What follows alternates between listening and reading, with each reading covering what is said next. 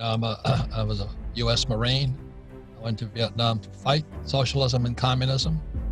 And Dinesh, I got into a lot of trouble when I returned from Vietnam in '73 because I was interviewed by the local paper. They asked me what it was like to go to war. I said, if I want to kill communists, I just stay home. So the coronavirus just accelerated the whole process. But isn't, like one of the definitions of socialism is victims recruiting victims. But one of the things that I am concerned about, since I'm a boomer, and I graduated from high school in '65, I went to Vietnam, I came back, I got spit on, eggs thrown at me and all this stuff. And America had changed. So that I came back in '73. And then I went to my high school reunion in '75 and the war was still on. And I still remember going to my high school reunion and three of my closest friends were avowed communists. As a U.S. Marine, you never admit you're a communist because we just shoot you. It's not the way you do things. But these guys are so blatantly communist. There was the Black Panthers and all this other stuff. There's no blacks in our class, but they were communists.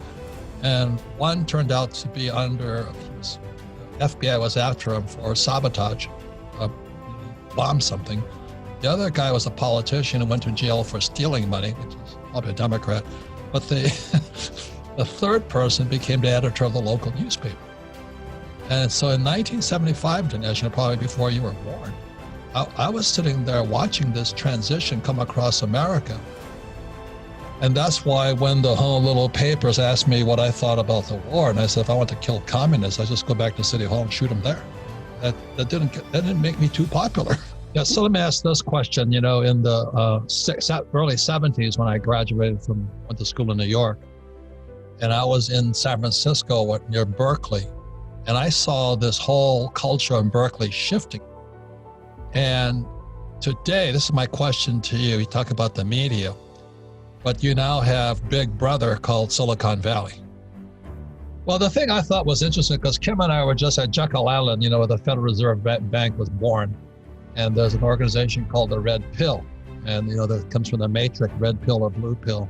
And most people are sucking down the blue pills. The red pill is when you open your eyes. And there are several over there, guys like you. One guy did Vaxxed. Another one did Plandemic and all this. But we're all social outcasts. It's very, very interesting. We're citizens, but we have to go into hiding, like a place like Jekyll Island, just to be heard with other people. And the first red pill I went to was 4 years ago. It was in Bozeman, Montana. And the press said, the red pill is a bunch of white supremacists. And I said, but I'm not white. Anyway, they have no sense of humor. Probably one of the more controversial subjects you can look at or study today. Why is America going socialism to communism? Rich Dad was very apolitical. We're not Republican or Democrat, but it really disturbs me that we're losing our freedoms. We're losing our freedom of speech, freedom of assembly, freedom of religion, possibly our guns. And that's what's happening when socialism takes over. And socialism has never fared. And I studied economics at school. I went to military school, Dinesh. And what we all talked about is who killed the most people, socialists or capitalists. And socialists have murdered the most people over time in any time in history. And that's where America is going now. That's why, when I was coming to military school, we studied economics.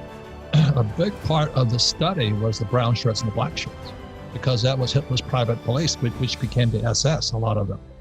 And that's how they murdered all the Jews and all this. Because it all started in school.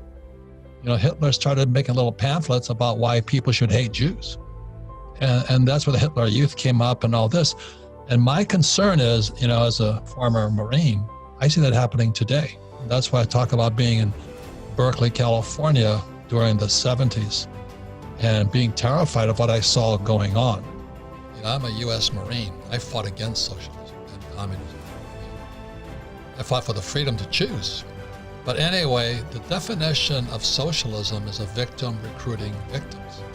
And so they have to have victims, and they get you all in one big pot, and then they kill you. And so when I studied economics at the academy, it really was body count. Who killed the most people? And over history, socialists have murdered the most people. Hitler, the Jews got it up to 6 million. But Hitler really, he was nationalist, Nazi, National Socialist. He murdered 18 million total. You know, you count all the other races who weren't Jews. And so that's why socialists have always had to kill the victim that they recruited.